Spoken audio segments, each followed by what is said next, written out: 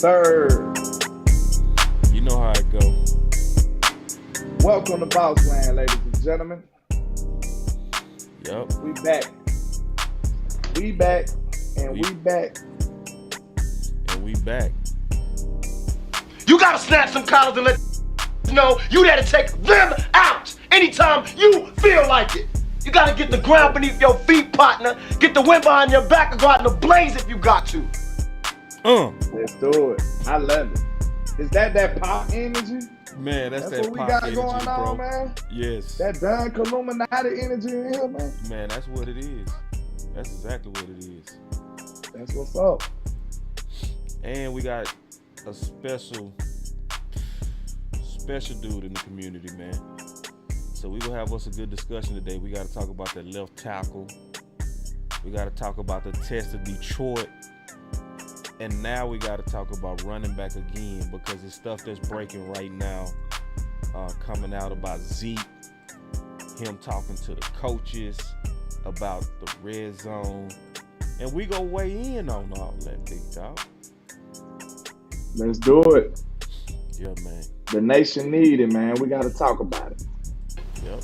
If you gotta go have out, a sit down. that's how you go out. He took his destiny in his own hand. Yep. That's how you go out. If that's how you go out, that's how you go out. Gotta take If you gotta go out, into your own that's hand. how you go out. He took his destiny in his own hand.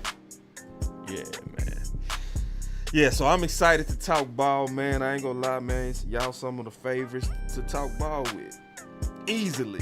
You know what I'm saying? Respect. I got a lot of people I respect, man. Y'all definitely up there for sure. So we finna get into this, man. I'm excited, man, to talk ball with you boys today. Hen, what's on your mind, bro? You sitting back quiet. That ain't like you. Where Hen Is at? he there? They done assassinated Henny the Moor. Good grief. Where Hen at, bro? Henny slid out the back door. Say where Hen at, dog? You know when people get missing unexpectedly, they more than likely snitch. So He looked like he trying to get his mic on because I see him moving his lips. Oh, okay. Hopefully he ain't snitch on us in bail. So we should be all right. Yeah. But we gonna get it going. We always do. We gonna get Hen. Already. We do it live, man. You know that. Yeah. Yep. All right, here we go. Yeah, I got everything set up, man. Everybody in the building. My boy Dallas Law already coming in with them super chats. That's what I'm talking about. Y'all boys Man, know that's what's up, man. I really appreciate you, Dallas Law. You always solid. You always solid, man. You That's solid. a real one right though. Yeah, he always solid. Dallas on, Dallas Law, one of the best attorneys in Dallas. If you need a lawyer, make sure you reach out to Mr. Dallas Law. He gonna get you free if you've been in trouble. If you've been doing some stupid stuff, you know what I'm saying? If you've been out there doing some tripping, listen, y'all need to reach out for real. We'll give him some free publicity because he one of ours. Absolutely. He one of ours. He's somebody that's loyal. He's somebody that speaks his mind. Dallas Law, man. Y'all make sure y'all reach out, man. For real. I mean that. If too. you support the community, we support you, man. That's how it should go. Exactly. You know what I'm saying? And Dallas Law definitely does. Angie also coming in with them super chats early too. Y'all gonna make me hit that button out the gate. Hey, Appreciate man. you. Angie say showing that Oak Cliff love. She Metroplex. Absolutely. Boss got that thing jumping over there. Yeah, man. And y'all, I appreciate y'all, man. Yep. And then so now we finna get into this show, bro. Let's go ahead and jump right now, dog. We ain't even play with it. All right. Now, hold on. Let's make sure we got Hen. What's you sound good, bro? We good? Can you hear me? Is the question. Okay. We hear you good. All right. I want to make sure you was good. So. Hey, cuz, flip my channels on while you at it, man. You not on? Nope. All right, hold on real quick. So your channel missed that whole intro show. Not you on now? Yep.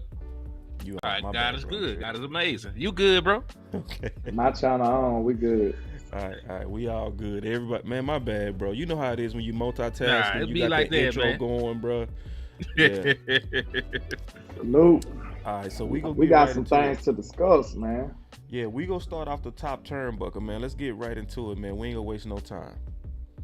Cowboys running back Ezekiel Elliott confirmed that he has talked to the coaches about his role and remains dumbfounded by his lack of opportunities. At least, key word, at least, as red zone back. Well, I mean, I don't know, man. I think everybody was uniform when it came to the agreement that Zeke probably should have been the person who had that ball when Rico fumbled. You know what I'm saying? And if it's one criticism we got on Rico data, I think it is his vision. But, you know, to be fair, man, Rico been the best back that we done seen so far. And y'all know what my stance was. All I asked was, give one of these running backs 20 carries, bro. I don't care who it is. Just give them 20 carries. And when we finally did that, all of a sudden, poof, magically, we got a run game. So, I mean, I didn't want to be too critical of Rico, man. When I put that clip up there, it went viral basically for me on Twitter. It went crazy. Everybody responded to it. But I didn't want to highlight that as an L for Rico. I just wanted that to be something that we looked at and he could build on. Because I didn't want to take away from the rest of the night he had. He had a great night. You know what I'm saying? Just being honest, he had a great night. But that one play in particular could have messed up everything. So now that's naturally going to make most people be like, hey, why didn't we have Zeke there? If you got Zeke on this team, it feel like you should have Zeke in that moment. And that's something we failed to do. So, you know, y'all know Mike McCarthy, my guy, but I got to criticize him on that end. It's like, listen, if you're going to put Zeke in this team, on this team, you're going to bring him back for all of this, all the glamour and glory that he came back in. You got to use him in situations like that, or else he's really just useless on the active roster. You see what I'm saying? Totally. If you're not going to use him at all, you got to get him off the roster. So I feel like, you know, he's still the best pass pro back. And we know Zeke got a nose for the short yardage stuff. So if you're not going to use him for that, why are you using him at all? So he shouldn't even be on the team if you're not going to give him those opportunities, in my opinion. Say this then, Kinfolk. Who told you that Mike McCarthy wanted Zeke back? Last time I checked, we know in Dallas moves are made without the knowledge of the head coach. Like Jerry Jones said out of his own mouth when they made the trade for Trey Lance, Mike McCarthy was not consulted. You know, Will McClay was not consulted. Facts. So I guess you know, we'll like, say unfortunate facts. Yeah. So who's to even say that Ezekiel Elliott was a move that Mike McCarthy even made himself? Right? This man probably was not even in this man's game plan, and we're up here questioning why he's not being used. Like he was never. Like it could be a scenario where he was never supposed to be used. Right? So I don't know. I can't say neither here nor there. But I also say this, man, because I agree with you with everything else. So far, because listen, neither one of them were anything to write home about to start the season. It just so happened that Rico Dow, if they both were playing sorry, Rico Dow was the least sorry of the two. You know what I'm saying? If you look at all the advanced metrics of no forced missed tackles, yard per carry, yards over expectation, all that other crazy stuff. If you just looked at that, you could say, well, neither one of them were great, but Rico Dow was the guy that got a little bit better. You know, they did a little bit better. He was the one that averaged 4 yards. So I understand why they decided to give him the 20 carries. But I was with you from the get-go. I don't care who you decide to give 20 carries to. Just give somebody 20 carries so they can get into a rhythm. Because this running back by committee stuff, 5 carries for Zeke, 7 carries for Rico, 2 random ass carries for a deuce run. That wasn't working. So I like the direction the Dallas Cowboys run game went into. But man, Zeke, I understand where you're coming from, man, but they might not like you, dog. You might be the new Malik Davis. He just might not like you, man. You might be man. Listen, he might be the stepchild that came in the marriage, man. You know, like this might be the little step kid, horrible stepchild. And the stepdad is just there because of the mama. You know, like he just might be part of the package. Jerry Jones had that baggage he brought back with him. True. For real, this could be a Jerry move. So hey, I can't say neither here they even want the man there. To be honest, I'm leaning heavy towards it being a Jerry move. But we gotta remember though. It was reports coming out. Remember, they were saying that Mike McCarthy was offended, and one of the things that offended him is that it took them long to get Zeke. Remember that? Okay, so he did co-sign.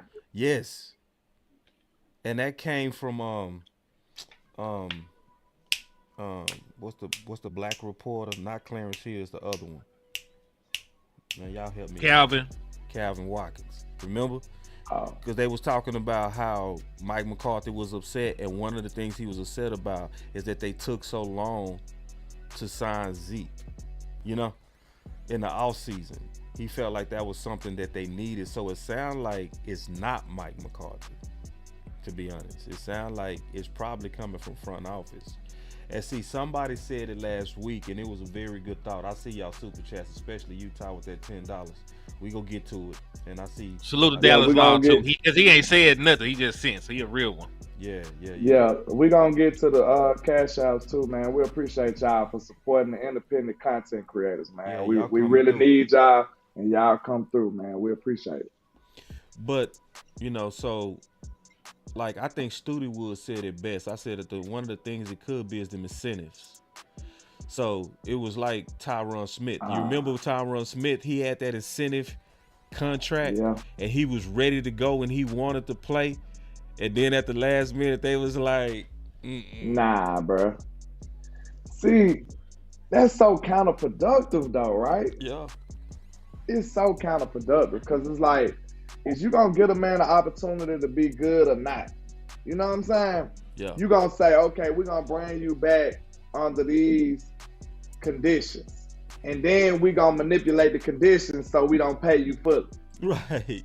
That's crazy, man. Just leave the man alone. Just don't bring him back. If you gonna manipulate the whole situation, just don't bring him back. Yeah. I don't like that. So hey, I don't like. But this is the thing. Here his incentives. $250,000 for 1,100 yards from scrimmage. He's not going to reach that. Nope. $200 for 10 touchdowns. I thought he was going to get that, but it doesn't look like it. He still got a chance, though. Possibility, but they made it hard by not giving him that touch. Yeah. Then it might be that one. It might be that one, Henny. The 500,000 for 51% play time. Damn sure ain't gonna get that. And you see that 51%, they keeping them way under that, and it makes no sense. Think about this too. They was already paying Zeke too. They was already paying him. Yeah. They was paying Zeke already, whether he played or not. Right. So now they brought him back on the team. Now they paying him for that dead money, and they paying him for what he getting on the roster. Yeah. So now, if you think about it, when it comes to the incentives, that's really putting their foot in their mouth if they want to pay that too. That's like, you know what I'm saying? But it's their own fault though. So you shouldn't have brought them back. If you trying to get your money back, it's like they trying to really just make up for what they lost. That what it seemed like. They're not really trying to be positive for the run game using Zeke. They just trying to get their money back. They just want something they paid for already. You know what I'm saying? Yeah. That's what it is. It seems like they just want something they paid for already. It just don't seem like football decisions, man. And the more I look at it, the more I'm starting to kind of feel that front office is dictating again where they want the ball to go. Remember Cole Beasley said that? He said front office dictate where the ball, and you start seeing There's hinted at it too. Yep. And then you could see it, especially when Gallup was coming off that ACL. Because they start doing real goofy stuff. Like, remember that they was forcing it to Gallup early last season? And he was getting, like, massive targets over, like, even CeeDee Lamb. It was like... Toba couldn't even get no reps. Yeah. Because of Gallup. This has a smell of Jerry and Steven up there trying to be coaches again, to me. You know. Now It this look is like they sit up and say like, we got to make sure he's washed before we let him go. So let's give him all the opportunities like Michael Gallup.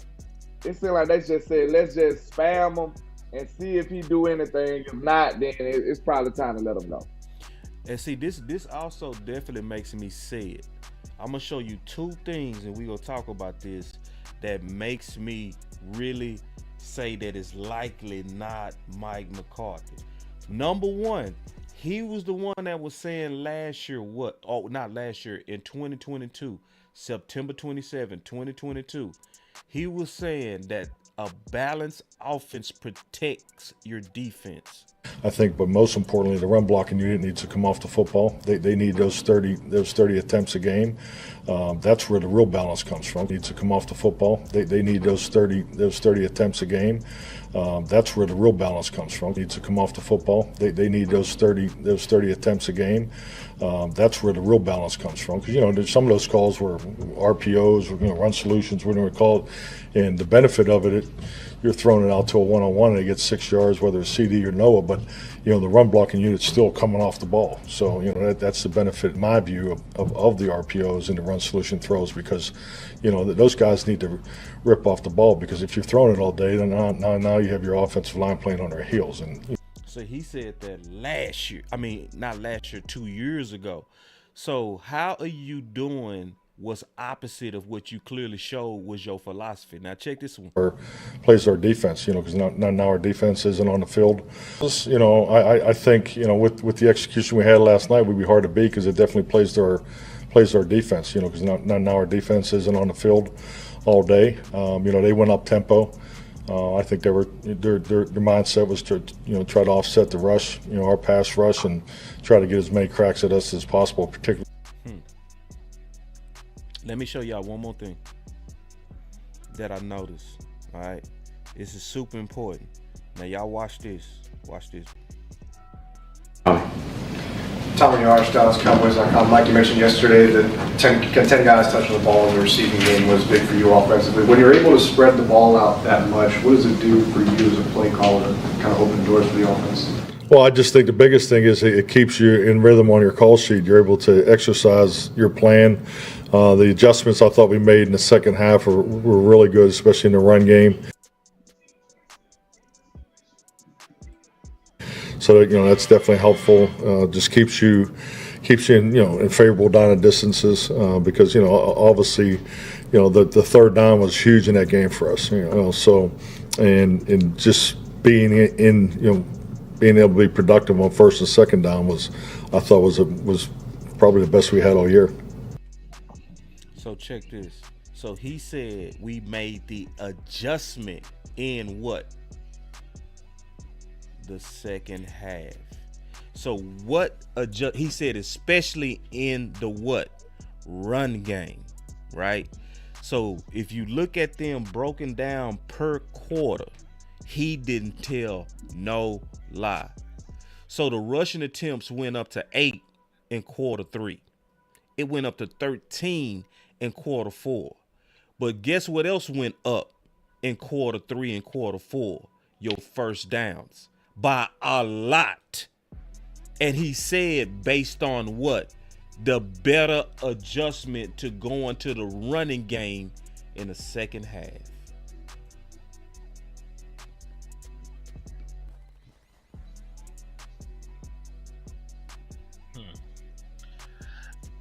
Well, listen.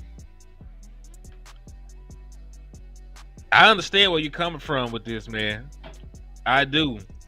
But can I also say this in regards to Mike McCarthy? Yeah. He talk a very nice game when it comes to the run game. This is not somebody that really runs the ball like that either. It would be in 1,000% honest about Mike.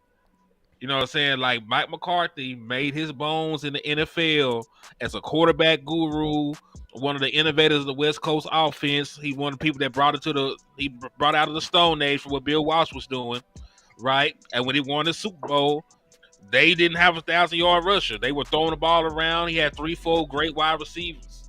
So I understand where you're coming from with Mike McCarthy and this second half run. but we also gotta equate that to like situational football. Yeah, his history and situational football. Yeah, like everybody across the, I'm just saying, like everybody across the league, attempts and stuff goes up in the second half because you usually have a lead at that point. You're not looking for points most of the time in the late third and fourth quarter if you already have points. You're looking to try and get out of the game with the dub.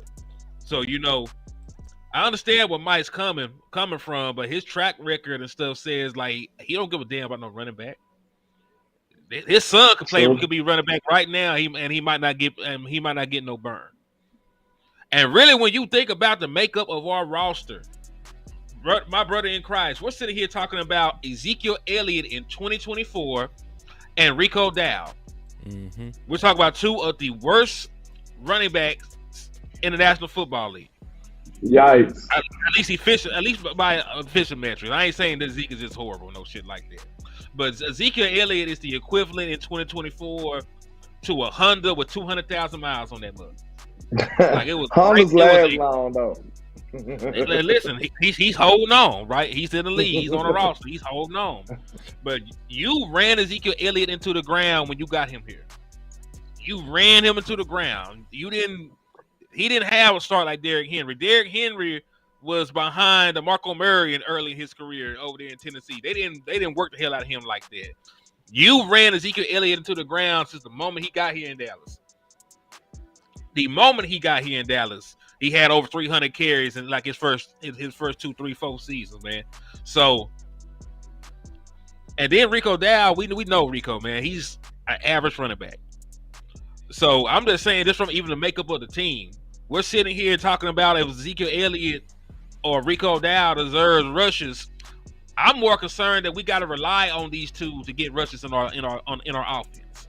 Yeah, that's more of a concern. Yeah, I disagree with you because I feel like their attempts was down, way down the first 4 games. It's like you can't even trust them stats. It's not enough attempts. I'm talking about Zeke as a whole. Like Zeke has been on a steady decline for the last 3-4 years. I'm not saying that he's just. It depends on it.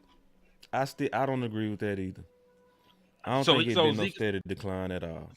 So a guy that was all pro. So he all pro running back still. That what he is still. So he declined, right? Nah, but it's the context and the tone of how you saying it. It's like he fell off. Like, so it's almost like this gonna be a crazy example, but like Jordan was not Jordan when he was with the Wizards, but Jordan could still bust your ass when he was with the Wizards, even older, because he was still better than most. See, that's what it comes down to. Like a lot of people complaining about the lack of burst, but if you go look at even running backs like Montgomery with Detroit, he came into the league as a young man with a 4.67. You was already slow as fuck coming up in here.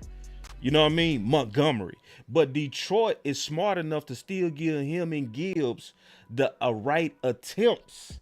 You know what I'm saying? When you give him the backs, and that's not just Zeke, that's Rico too. When you finally gave Rico some attempts, you also saw a much better game from him because all running backs need attempts.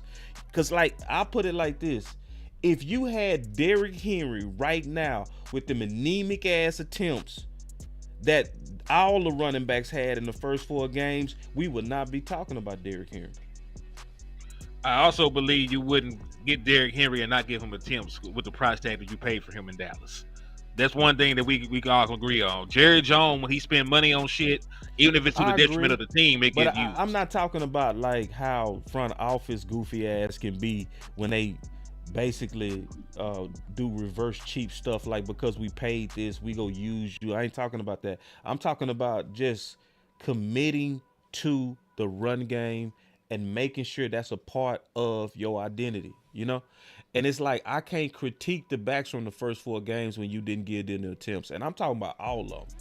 I mean, I wasn't just critiquing Zeke from this year. I said the last couple years. We can go through the carries. When Ezekiel Elliott was top 10 in carries, what was it, 2021 or 2022? He still was one of the only few guys that had that many carries and didn't touch 1,000 yards. Right. So I'm not just shitting on. When? You want me to go to 2021? Because he got 1,000 yards on a bum knee. We don't remember that. He got 1,000 yards. I'm not talking about that season. Might have been 2022 then. He still got close to 1,000 yards that year, and that was another year he played on a bad year. And I'm talking in comparison to everybody else. He was one of the few running backs with that many carries. He was one of the few running backs that had 1,000 yards. It was only 6 running backs. I'm not talking about 2021, kinfolk. If it was that's 2021. Even if it's 2022, he was right there at 1,000 yards on a bad year. And you missed my point. He was one of the few running backs to have that many carries. He didn't have a lot of 1,000 yards. Kinfolk, do you want me to pull it up for you? Yeah, always, bro. Okay. I'm always cool with cross-checking my work. Sound like we got a good fight going, you know. Yeah, because it's really basically because the case is not has Zeke fallen off to me, because that we can go back and forth on that. The case is if he good enough to be an asset to what we need right now, and I say that's yes. You know, you can use Zeke right now. Now, especially if you use him where we really needed, especially this previous game, and that was the red zone, and that was also short yardage. The places that most people say that he already good at, y'all neglected not to even use him in that. Okay, so Ezekiel Elliott was top 10 in rushing attempts in 2022. He had 231 carries. That was more than Kenneth Walker. That was more than Travis Etienne. That was more than Tony Pollard. It was more than Jonathan Taylor, Leonard. So like he's the only person in the league with 230 carries that year that did not reach 1,000 yards. Everybody else: Christian McCaffrey, Miles Sanders, Jamal Williams, Dalvin Cook, Najee Harris, Saquon Barkley, Nick Chubb, Josh Jacobs, and Derrick Henry all eclipsed the 1,000-yard mark. And most of them actually eclipsed the 1,100 yard, 1,200 yard, 1,300 yard mark. What was his yardage? So his yardage was 900 and some change, right? No, it was 800 and some change. Okay, so that was also the year he was playing on the knee, right? He played on bad knees every year. No, it was just 2 years. It wasn't every year. 2 years. It was just 2 years, and both. All right, his last year with Dallas was where he played on bad, and both of those injuries was freakish. So he didn't have any injuries in New England. He was crystal clear. He ain't pull a hangnail. I looked at it, and I looked at all his tape from New England. No. And so what he get in New England? 600 yards. No, he had close to 1,000 yards total if you add his catching. Yes, I didn't ask you about catching. I said what did he do? Well, I know you didn't, but we still talking about production, right? I talk about rushing. I didn't say anything. But rushing ain't just make you productive, right, Henny? You know that. Like, you can't just judge a running back on just if they productive on rushing. It's about the total asset value, right? He still ain't that valuable to me, but like I said, I'm trying to make lemon out of lemonade. So here, Vegas can't really be choosy at this point, right? We stuck with the nigga. Yeah, but it's not even just about Zeke. It's about, to me, the offense having a commitment to the 30 attempts. The best news to me is that I'm starting to see the pressure build on us to actually get behind a running game, whether it might be Zeke, whether it might be Rico, but especially with as depleted as this defense is. Like, let me show y'all this. That is. You know, I want to ask both George and Nate both sides of this question here. So, Philip Tanner, former Cowboys running back, local Dallas area guy, and somebody who was a coaching assistant on the team a few years back. I remember he and I were talking. He's coaching over at Burleson High School now. I remember I'd asked him, I'd said, you know, they're reached a point where, like, is Zeke's sufficiency there anymore? What does he bring? And he goes, man, you have no idea what Zeke's physicality, when Zeke is doling it out, even if it's 4 yards or 5 yards, you have no idea the juice that brings to this side over here, that like how it just brings everybody together. He's like, and you have no idea how demoralizing it is on the defensive side when somebody's just hitting you and running you over and just wearing you down. So Rico Dowdle, it felt like, was doing a little bit of that too in this game, where it's just, hey, we're committed to this and we're gonna get those tough yards and we're gonna bully you. George, talk about from the defensive side, that thought and that concept of just somebody running on you over and how much that can just drain you. And then, Nate, how you feel like you maybe get a boost of that on the offensive side. I want to talk about that from both perspectives. Yeah. From me sitting on the bench watching a running back take over and, making sure that the drives keep going. It is a big boost for you on defense saying, one, that guy is doing his thing or the offense is doing his thing. We need to step up ours, so I guess there's that piece of it. Mm-hmm. And when you see a guy getting folded up, getting a tough yardage, it elevates you as a player on defense to say, man, this guy's getting hit. I need to do a little bit more. So I think when you have someone like Rico that's doing that, getting a tough yardage, making things, it lifts everybody up. I'm glad the conversation is starting to grow about needing to run the ball and having balance. I'm like, I don't want to hear it. Yeah. We have always finessed this, especially me. What are we going to do when a team is equal or better than us in talent? And we fought, and that's thank you. And my hat's off to Mike McCarthy. He kept calling the plays no matter what. He kept calling. Rico Dotto, you had that bad move at the end of the game. Yeah. Interception, Rico Dotto. Fumble, Rico Dotto. He was the calming effect. Something go wrong, just hand it to Rico Dotto. End of the game, we normally give it to Dak. Let Dak put it in Rico Dotto. He ain't lying. He is not lying. The getting behind the running game in the second half was the calming effect. I agree. We just don't listen. I'm not saying that I don't want to run the football.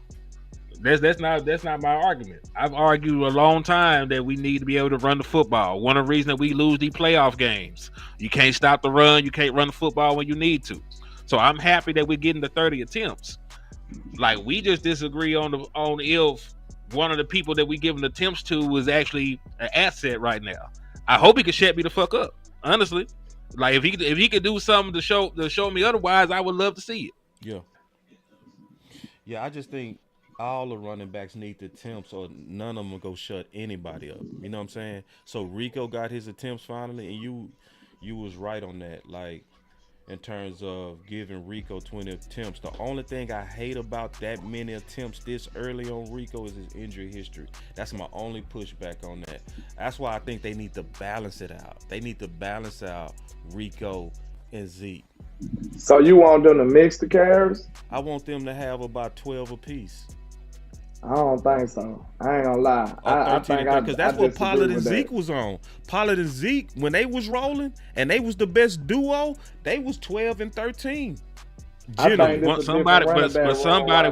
finna say, because Tony Pollard, one of those 12 carries, he was going to the half for 60. You know what I'm saying? Yeah. I can't have two running backs doing the same thing at this point. I can't have a 4-yard gain right here, a 3-yard gain, a 2-yard gain.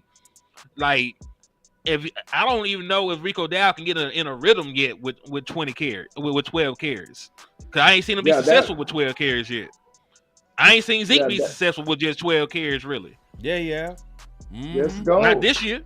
Yeah, because they ain't never gave him the ball 12 times. What's going on with the game? What's Seattle going on with the game?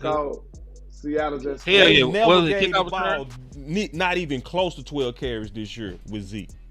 But, he got Bob, let me ask you this question, though. Yeah. I let y'all have a good fight. That was an entertaining fight, too. I don't know who won yet, though. Hey, but listen. Can you fix your camera, camera, bro? Fight. Just real quick. Can you fix your camera and take it down a little bit? Because there we go. I want to get bam. That's all it. right. There we go. All right. You got pottery. The thing I want to ask, though. Yeah. Nice Airbnb. But the thing I want to ask is, okay, boss, you talking about splitting the carries. I just feel like it's a grace period where the O-line got to gel and the O-line got to get used to the running back.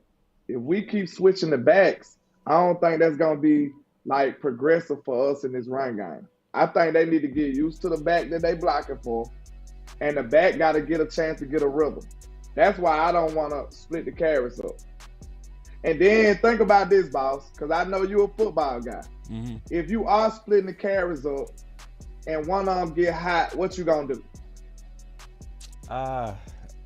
So, you see what I'm saying? No. Let's talk. This is a Right good or wrong, though. one. Right or This wrong, is a very good Okay. discussion. This is why we can see from this discussion why the coaches get paid so well, because none of this is easy. Exactly, because this ain't no none of this is easy. Yeah, it ain't no easy fix. These are like, I know you said me and Henny had a fight. I just think there's more so like two smart people trying to reason out how to get this shit. You know what I'm saying? Yeah, it's an enigma right now. It's a problem. This is not an easy thing. So let's talk about your question.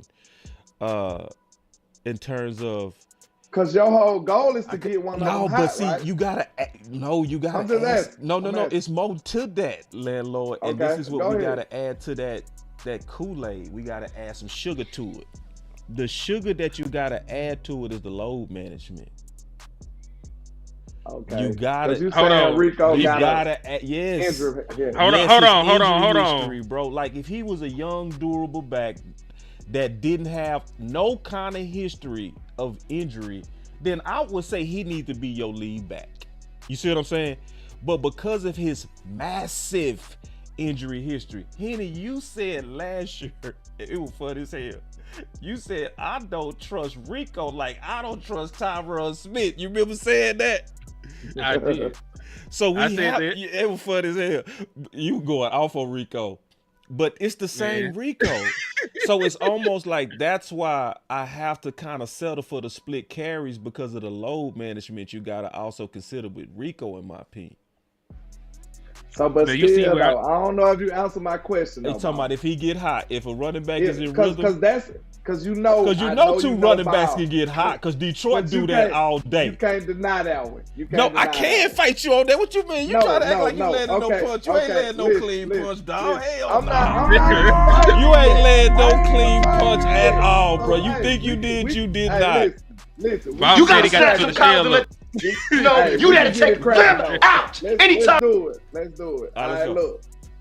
All I'm saying is, your goal, if you got two backs, you know what they say in old football terms. If you got two backs, you probably ain't got one. That's not true, dog. They say that though. But they say that though. But a lot of people say a lot of stuff that ain't true.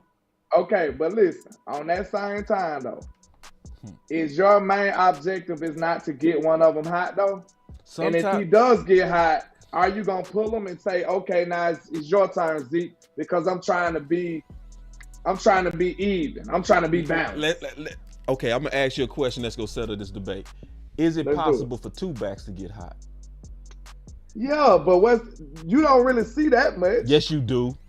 All right, so wait. When the Rams, no. When the Rams was running the ball down our throat in 2018, was it one back that was hot or both? Tell the truth. It was two, but we talk about anomalies. But we talk about anomalies. That's not anomalies. Detroit doing that shit right now. Hold on. How often do two running backs get 100 yards, boss? That hardly ever happens. Okay, so even with what they doing, one of them getting 80 yards and one of them getting 70 yards. But it's not like they just doing what they did to us on the ground. But his and question sometimes was not even hot. That. So if you hot, if you hot, I'll take 150 from both. I'm just saying that's like sports. Like you can't. Every sport gonna say you gotta feed the hot hand. I know you trying to make a case for two hot hands, but guess what? One of them gonna have to get. I'm not even making a case for two hot hands. That's not my case. I don't want you to get my case messed up. Okay, my case is load management. That's my case. But you now just said something about if you know what the issue is. The issue is that we're sitting here having to talk about load management with fucking running backs. Yeah. That's the actual issue that we're sitting here saying, hey, the dude that we're paying money to carry the ball as much as we need them to carry the ball, we might have to ask them not to carry the ball that much. You know what that sounds like? Yeah, talk to me. Hold on. Wait. It sounds like Henny finna cook something. He got a face like he finna conclude his thought with something wise. I'm just saying the Dallas Cowboys butchered how they handled the running back room. Because listen, I'm up here fighting for Rico Dowd. I don't even like this nigga. I don't even like Rico Dowd like that as a running back. I think he's an okay running back, but Rico Dowd is now somebody that I have to give 20 carries to in order for me to win football games on a consistent basis. I did not want to bring Ezekiel Elliott back. Right? I don't listen. We can argue about if he's decent, okay. We can do this, do that. He is not the same guy that he used to be, and I'm okay with that. Yeah. But point being, I wanted better for the running back room for Dallas, but the Dallas Cowboys did not want better for themselves. You could have signed Saquon Barkley, who was a free agent, and even if you wanted to go cheap, you could have went Swift. You could have signed Swift. You could have went with J.K. Dobbins, who's one of the top rushers in the league right now. Yeah. You could have went in any other direction at the running back room, but you are relying on two guys who've recently had injury histories. You just sit here and told me about Ezekiel Elliott having a 2-year consecutive knee injuries. Yeah, we know that Rico Dow is Mr. Glass, and he can't stay healthy at all to save his life. You're right. So we're sitting here talking about load management for a running back. We have to trying and that's stupid. I understand. Listen, it's logical. It's logical right now, right? Because they both got injuries. They both have injury history, I should say. Right? They're not. Neither one of them are reliable at this point in their careers. We talk about in terms of durability. Zeke is way more reliable durability. He's not going to miss games, but he's also not going to help you once he gets those knee injuries. No, his production dips. On one of them years with the knee injuries, he had 12 touchdowns, 1,000 yards. That don't help. Yes, that helps, but that's all about after the knee injury. Look at his numbers after the knee injury. He still got a lot of touchdowns after that knee injury. He just didn't. He lost his. I talk about the explosiveness left too. Because Zeke would have had did leave. I agree. Yeah, it's so crazy. Zeke was going crazy early on, bro. Yeah, it's so crazy. Like I know y'all, boss. Kind of championing for Zeke. I'm not. Hell no. Kinda. No. Okay. This has nothing to do with that, bro. I'm not championing for Zeke. No, I'm not. I want you to categorize me right, dog. I'm not no Zeke fan. Fuck no. We're both trying to find the lesser of two evils. That's what we doing. That's exactly what we doing. I wasn't trying to paint you as a Zeke fan, but I was just about to say this. I find myself in the middle. Okay. The only problem I got with you and what you were saying was that I want to give it to one person, bro. I don't want to split nothing because I know running backs need to get in a rhythm. I feel like our offensive line need to get in a rhythm. Believe it or not, the offensive line got to know who they blocking for because they might have some tendencies of how they want to block. That's a chemistry right there that people don't talk about much. Yeah. This running back might like to take this angle right here, or might want to do a jump cut right here. Your O-line might need to know these things. Yeah. If you switching backs every 5 plays, they're not gonna be having good chemistry, bro. They're not, and we're not gonna see who's good. And like I said, when we talking about backs getting hot, you got a good point. It can be 2 backs with 2 hot hands. But at the same time, somebody got to get hot first, more than likely. Man, y'all, you know what I'm saying? Man, hold on. The chat, one y'all of them pissing get me hot, off. Hold on, man. The chat pissing me off. One of them get hot, we got to run him. Man, talking about I'm capping for man, y'all got me so fucked up. Don't you ever in your life think I'm caping for anybody? You better talk to these boys, Bob. Got me fucked up. I ain't caping for no motherfucker. Y'all got me all the way messed up. I ain't y'all. Got me fucked up. This about the Cowboys. This ain't got nothing to do with liking no goddamn Zeke. You better talk to him, every time you make a case for football, motherfuckers think you trying to cape for some motherfucker. I ain't trying to cape for no Zeke. This is just common sense. All right, so let me tell you how it's supposed to roll in my opinion. And when you add in everything, including load management, you have to, based on what the Dallas Cowboys did not do, they did not add to the running back room. So what you got to do... Not at all. So what you got to do, and I'm just being honest, especially if you want Rico late into the season, you have to have Zeke as RB1 now. You do. It's not what I chose. I didn't choose this. They chose the fucking backfield. They did this shit. I love my nigga get mad. Yeah, we all should be mad about this. But let me answer this. So you saying you will choose Zeke over Rico? You have to. If you trying to prolong Rico to the end of the season, it makes no sense to load him up with 20 carries. Time out, Bob. He fucking made a glass. And if he get hurt, I'm going to go off on you goofy motherfuckers. I really am. Because y'all thinking I'm over here caping and I'm over here making a real solid case on how to protect Rico. And y'all think I'm caping for fucking Zeke. You got me fucked all the way up, man. This is a football case. And get out your fucking feelings. I love the passion here. Let me ask you a question, and it's about a running back that we haven't even talked about. What the fuck is going on with this Dalvin Cook and Deuce Vaughn situation? Oh man, that's a whole listen, thing, bro. Nah, we got to listen. Bro, don't call we're no talking running back. while I'm on here, bro. His name is Lil Legs until further notice. Listen. I understand not having Dalvin Cook activated just yet, but you can't do both. You can't make Deuce Vaughn inactive and not bring Dalvin Cook up. That's crazy. Now you're limiting your entire running back room. Right. That's crazy. It's right. Listen, you got Hunter Lukey doing everything else now. He playing tight end. He playing fullback. You can't even ask this nigga to be running back right now. He doing too much positive stuff. Watch the N word. Watch the N word. That's good. It's all good.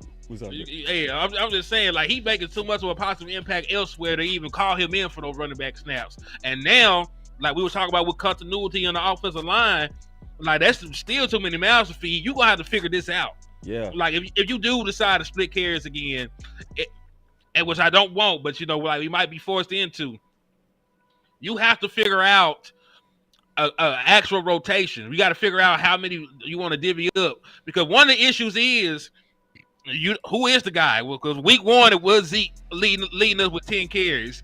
Then the next week Zeke only got like 3 or something like that. Like, you gotta at least be consistent in the amount of carries that somebody gets. I need to know that Rico is going to have 15 carries a game. I need to know that Ezekiel Elliott is going to have 12, 13 carries a game. I need to know if Dalvin Cook is activated, he at least gets 6. But we have to have a consistent amount of touches that are divvied out amongst the running backs, because it can't be 2 here, 2 there, 3 here for these people. It can't be 5 different people in one game getting a carry. Mm-hmm. That's not helping your offensive line. See, to speak to Bob's point, he said he protecting Rico. I understand that. But if I got to protect you to that degree, bro, I don't want you on my team.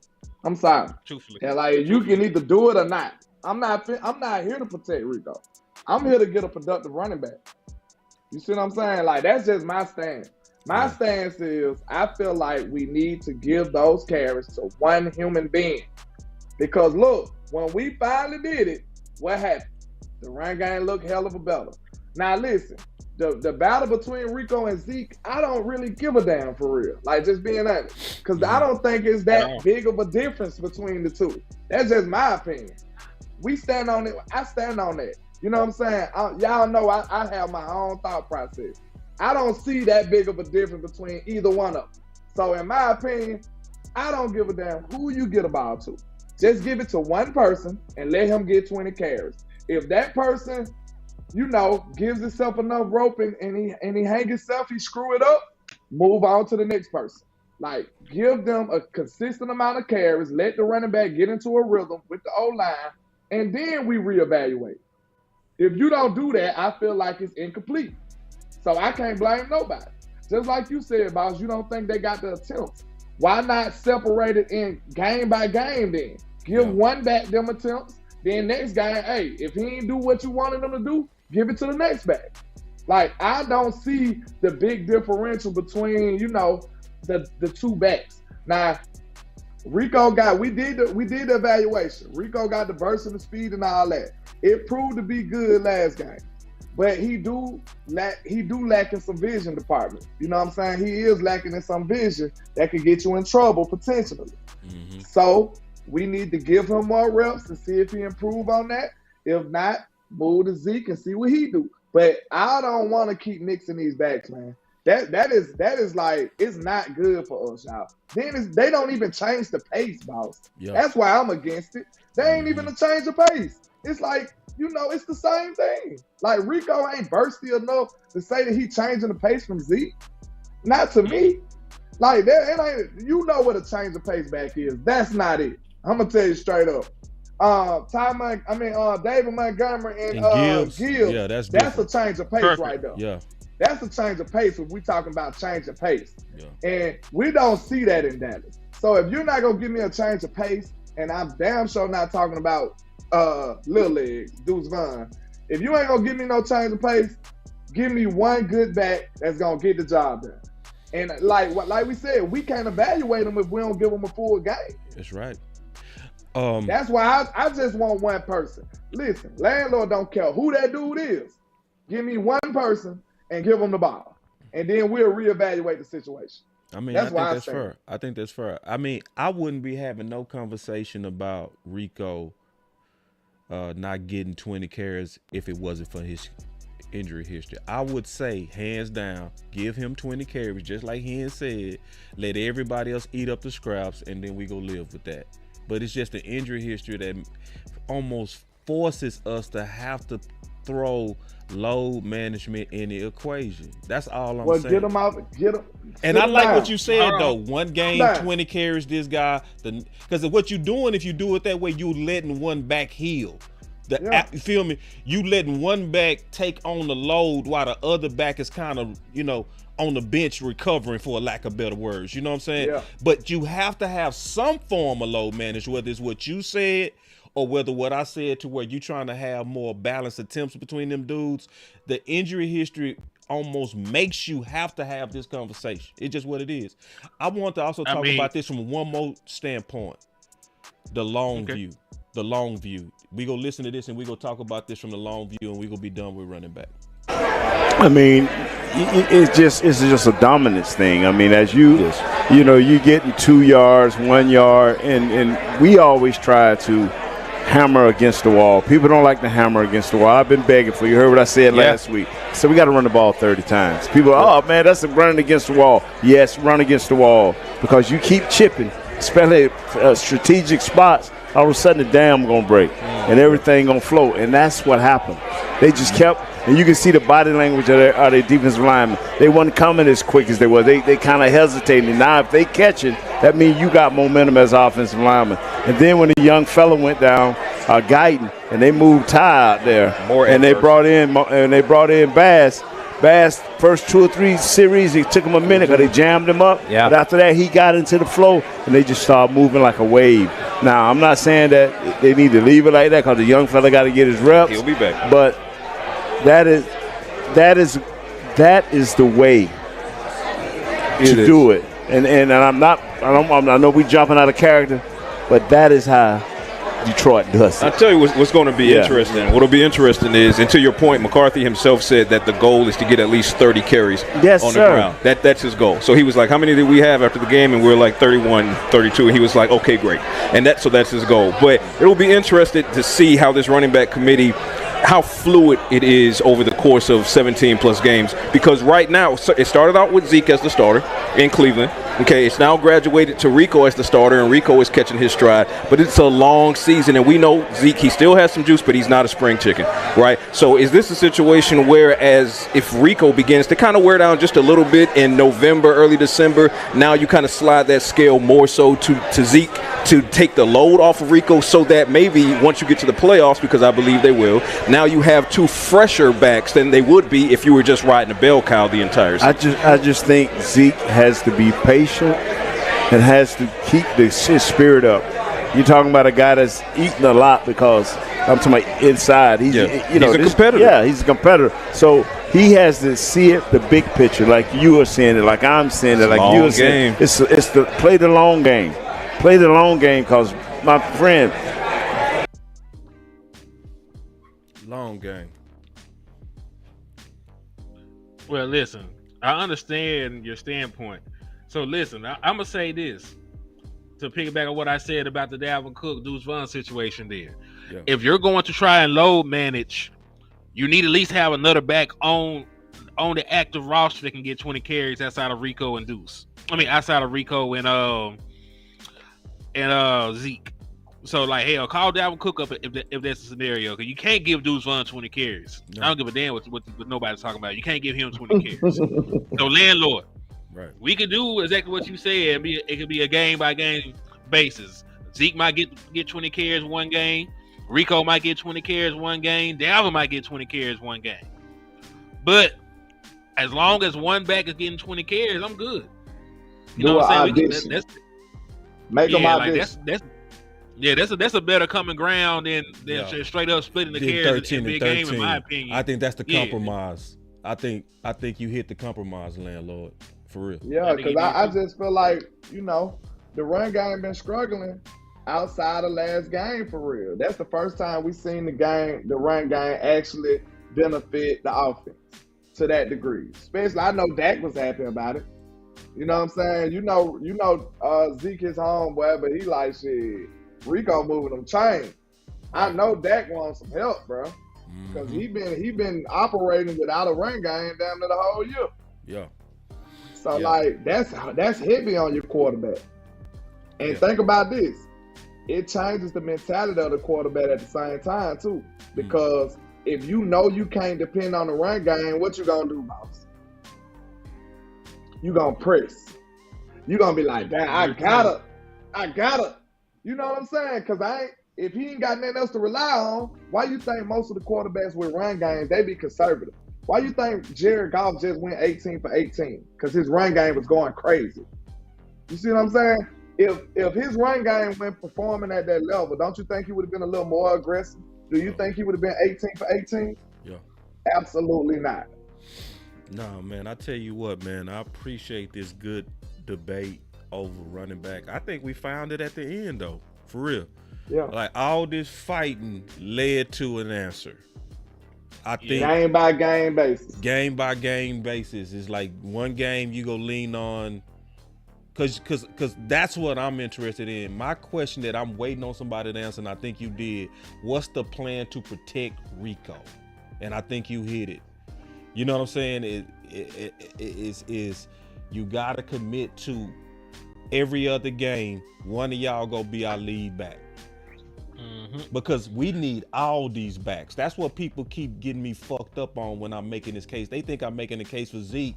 I'm more so making the case how to protect Rico if you listening. You know what I'm saying? So you protecting what we have. I need all the backs going into January when them games get cold.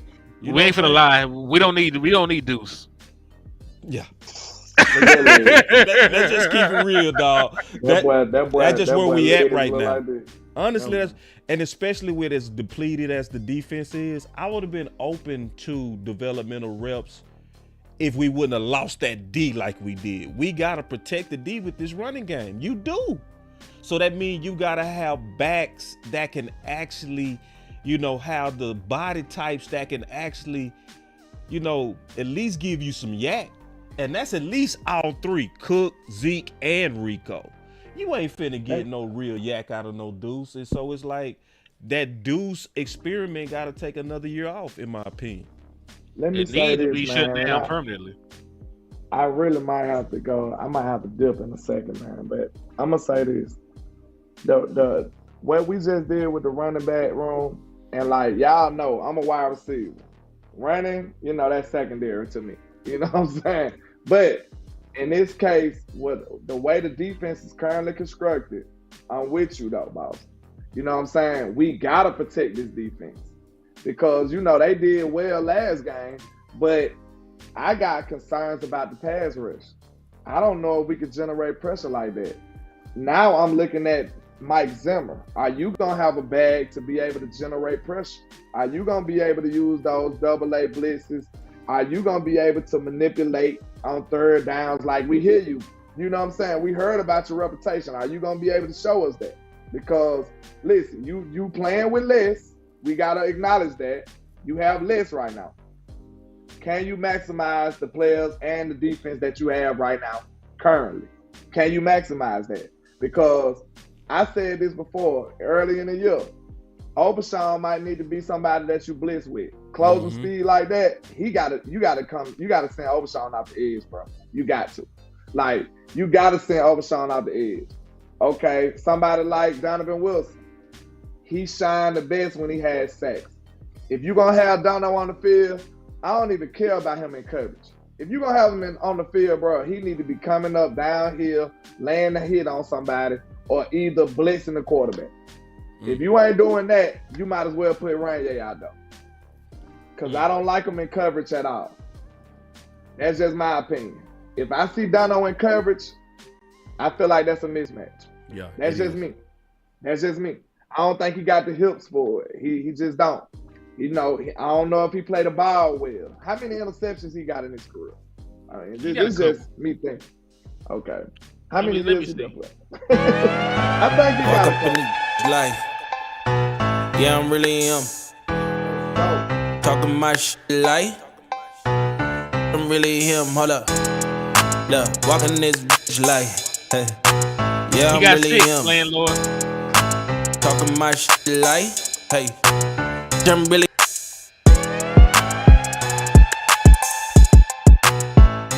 Man, it might be another fight. God, dog. Man, so the him discussion. But listen, y'all, I want everybody that's listening to understand that what you seeing with Henny and Land and myself as we kind of fighting through these ideas, it's healthy, y'all. This is healthy. This is what you need. This also gives me a bigger respect for front office as well as coaches, because none of this stuff is easy. Like what we getting ready to talk about. This one might be a harder fight than running back, to be honest, bro.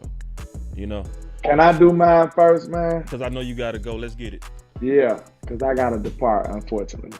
All the restaurants about to close, and I ain't ate nothing yet. All right. But okay. Hey, also keep in mind, you can tune in and turn that thing on in the car. Just keep that in mind. On the way. Okay. But this is kind of iffy for me because I know nobody wants to move Tyler Smith. You know what I'm saying? But I think we gotta measure the risk. Okay? Because like this the question I feel like we gotta ask each other. Is Tyler Guyton a big enough liability to where he can ruin your season? Because I'm telling you right now, we know if Dak Prescott gets hurt, bro, any hope for the season is pretty much lost. You know what I'm saying? Mm-hmm. Now, it's miracles can happen. We've seen miracles happen. That's if, like, you know, if something was to happen, knock on wood, he would be hurt for, you know, not the majority of the whole season. Like, say for a few games, we might be good. But if it's the whole season, like, I don't know, bro. This ain't one of them years. This a tough schedule this year. You're going to have to play complimentary football all the way through and through. So this is another reason why Big Mike Soprano needs to run the ball. Because Tyler Guyton is struggling in pass pro. He kind of sort of struggling in run blocking too, though. I'm going to just be real. I've seen the tape. But if you got a young old lineman that's struggling, I'd rather him struggle in run blocking than pass blocking. Because your quarterback is protected. You see what I'm saying? So I need him going forward instead of backwards on his heels, like Mike said earlier. So my question will be, like I said, we got to answer that question before we move on. Yeah. Is Tyler Guyton a big enough liability that makes you feel like Dak is in danger? Not yet. It's getting close, but not yet. Like he got to come with it, but like shit. But he on thin ice, ain't it? Yeah, like you're skating uphill. But hey, for simple comparison, this was Tyler Smith's first 5 games he played left tackle. 3 sacks, 3 quarterback hits, 6 hurries, 5 flags, and he graded out as a 60.4 if you believe PFF in run blocking. Tyler Guyton first 5 games, 4 sacks, 1 hit, 8 hurries, 8 flags, and a 52 grade if you believe in PFF, which I take with a grain of salt at this point because them niggas be full of shit. But outside of that, you know, it's the numbers are very comparable. We let Tyler Smith get beat up on, crucified, put in a chokehold. Like they were doing Tyler Smith any kind of way out there. Tyler Guyton is playing better competition than what Tyler Smith did. Me and Boss did a whole show about it. So did. Me and Boss already did a whole show about it. So did. He's playing better pass rushers than Tyler Smith had to play. We already played Myles Garrett, who was the reigning defensive player of the year. We played T.J. Watt. We finna play Aiden Hutchinson. We play like I forget the boy from the Ravens, but he's a good pass rusher in his own right. So Tyler Guyton is the one that has a higher level of difficulty. That's fair. If Tyler Smith played the game on this regular setting, he playing on legendary right now. He playing on Hall of Fame difficulty with a computer cheat, and they can just do whatever they want. Man, you cooking, boy.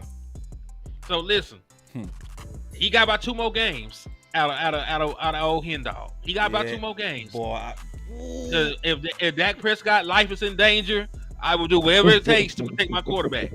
You know what I'm saying? Like, but will you suit up though? Would you suit up though? In a heartbeat, man. I'm gonna be on IR after the first snap, but I'm gonna suit up. I'm gonna go out there. I'm gonna at least try to take the dude's legs out. I'm gonna just die. I'm gonna get called for tripping. I'm gonna just carry me somebody instantly. Yeah, that's him. Like I'm taking your whole ACL with me. I'm gonna go, but I'm taking your whole ACL with me. Yeah, this is listen, he might have 1 game because Aiden Hudson just. So what about you, boss? I think Hen was pretty clear. How you feeling? This is hard, bro, because I made the case and say there's no way that you get the year 2 steal without the year 2 fire that he was put in. The year 1 fire, right? His first 8 games was trash when he was a rookie. His last 8 was decent. His year 2 was amazing. But you don't get year 2 without year 1. So it's almost like we managing the now and the future, which that's what makes it hard. I'm leaning on what Hen said to where I'm like, I'm about 2 games as well. To where I'm giving you 2 more games because I think you got to give all the rooks a chance to get them rookie legs off of them. You do. If you choose, but you gotta help them too. And we knew that going into the season. He ain't right. We did a whole show on it. Like I said 2 games. I'm giving them 2 more games. I'm giving them 2 more games too. But time out. Look at the 2 games y'all giving them though. It's hard games. Detroit. I mean, listen. Y'all giving them Detroit against. Give a fuck. It's 2 games against him. And then against Bosa, my God. 2 games. Pray for that, people. Pray for that. But this the deal, though. And then Mike McCarthy ain't been helping them. Mike McCarthy ain't been helping his young guys, man. You ain't helping. He sent a few chips over there, though. You sending chips. No, this is what I mean by not helping him. We heard him say running the ball. Right. He said you don't want your offensive lineman on your heels. Well, go look at them pass attempts the first 5 games, man. That dude been in the 40s. You throwing the ball 40 some damn times. Now he trying to help him with the quick throws. I get it. Like, you know what I mean? So, but at the same time, you still not building these guys' confidence, in my opinion, So it's, now this is the particular game to where you might though, because me and DMV was going back and forth on this today, man, because this is not easy, bro. Like we was trying to reason this out. And DMV raised a real good point that made it real hard to fight. He was like, boss, we might need Tyler Smith for this game to play left tackle because Detroit and getting over Detroit is that important. And I was like, ooh, I can't fight you on that, dog. You know what I mean? Go ahead. Can I ask a question, though? How much better is Tyler Smith as a left tackle than Tyler Guyton? Because I know that he's better, but like how much better is he? Because the man had like 30 penalties and still had a bunch of sacks he gave up. If Tyler Guyton is a 5, would you say he average or would you say he under average? A 5, he might be below average. 5 is the average. Is he below average or what? Right now he's below average. I think Tyler Smith might be average. As a tackle. I'm talking about Tyler Guyton. Tyler Guyton. He might be a 5 or 4.5, some shit like that. He's not great. He average? Tyler Guyton might be a below average tackle right now. Like right now, gotta be below average slightly. Not drastically. I say slightly. Yeah, I say slightly. Given because listen, we asked this man to do a lot. We asked this man to switch from being a right tackle to being a left tackle, right? And then we asked him to play the best defensive ends in the world. First year out, you're playing TJ Watt, Myles Garrett. You're gonna play. Hell, even the guys in your own damn division. You had to play Thibodeau already. Like it's rough, man. Like the number of 10-sack guys that you got to play this year is crazy. You know, it's crazy. So time out. So is the criteria for these two games for y'all is Dak not being deceased, or what would they be? Well, my criteria for me personally, I need to see some growth in Tyler Guy, and I'm not gonna lie to you. But I also want a similar game plan. I just don't want him involved in passing. Like, give me the game plan you had. No, real nigga, like real talk. I want the game plan you had against Myles Garrett.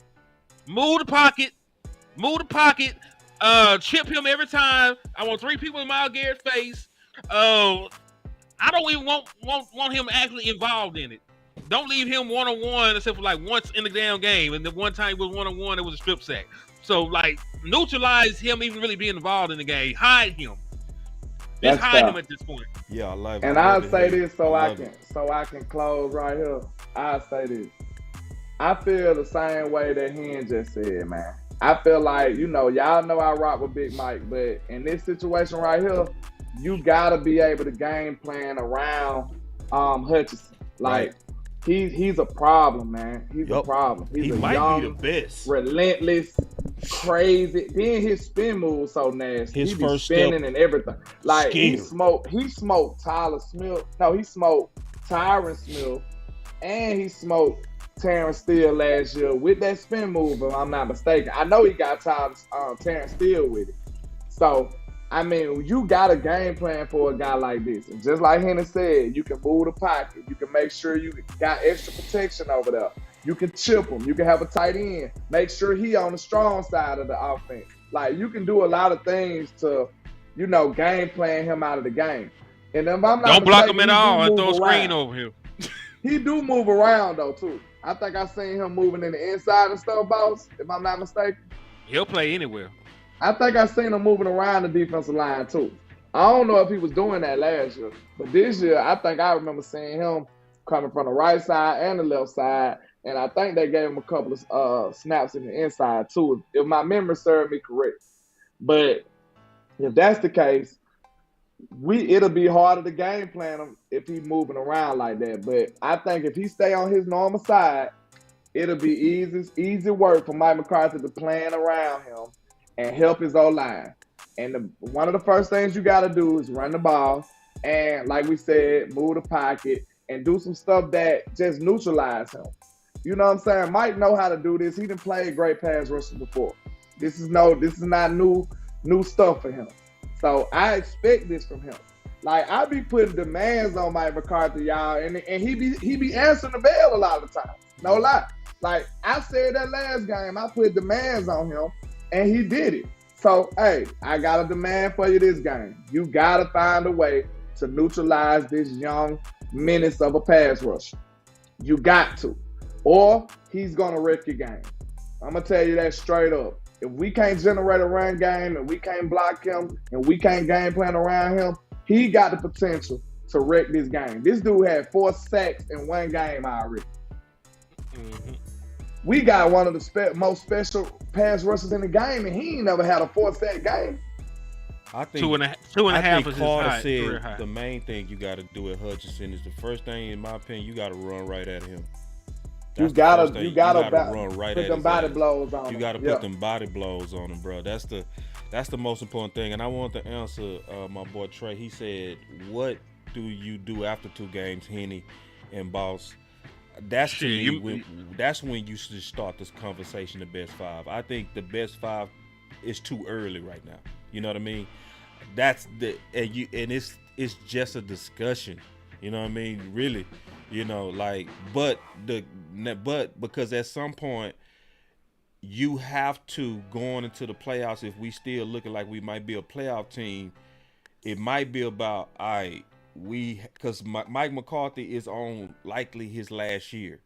So he ain't caring about developing Tyler Guyton to next year. He don't care about that. He's trying to fight to survive. He's trying to fight to survive. So if you trying to fight to survive and you Mike McCarthy, And I done gave my rookie 8 games to turn the corner, and he not really turning the corner and showing the massive leaps that we need him to make. Yeah, now it's time to have a discussion after 8 games. I just wanted to answer my boy Trey. Can I say this though? Man. Can I say this? I got before you go, can I get this thought off? I want your opinion on it. The Chiefs didn't wait that long. The Chiefs benched their rookie left tackle after like 2 games. They said they seen enough. They were winning games. They were still winning games. It's like, you know what? I don't got time for this shit. Right. Let's go out here with the veterans and we'll figure it out from there. They benched the guy that they took. But we know what the difference is between Kansas City and Dallas. They don't have a meddling owner. They don't have the Joneses to deal with, so they can make executive decisions without no consequence. We don't have that. That's unfortunate. But you know, we usually blame the coach for that. But also, how bad was that type of play? And I just don't know, to be honest. I don't think he was playing that bad in comparison. Yeah, I'm with you. They don't want to risk getting Pat hurt. But, man, I ain't going to lie, man. Like I said, man, I got to go. But I got to get up out of here. I got to make sure I get me something to eat for everything closed. I do got to give a shout-out to King G. And it was somebody else that hit me with a super, and I appreciate them. Let me see. Double up. The money I color up. Double up. The money I color up. Boss Land. Super chat. Okay. Shout out to King G with the $5 cash out, man. I appreciate you. And Mr. Jonathan Howell. I don't know if that's Dallas law or not. I got a feeling it might be, but shout out to you. So I appreciate y'all, man. Get out of here, man. Appreciate you, big dog. You already know, man. I go by Landlord from Alabama with the same handle on all social media. Y'all tap in for the win, man. Y'all hold me down, man. You already know it's we got you, dog. We got you. You gotta go out. That's how you go out. He took his destiny in his own I like hand. that. You like that? You like that, big dog? If that's how you go out, that's how you go out. That's how you go out. Yeah. All right, let's go. You gotta go out. That's how you go out. He took his destiny in his own hand. Let's get it here. Yeah, man.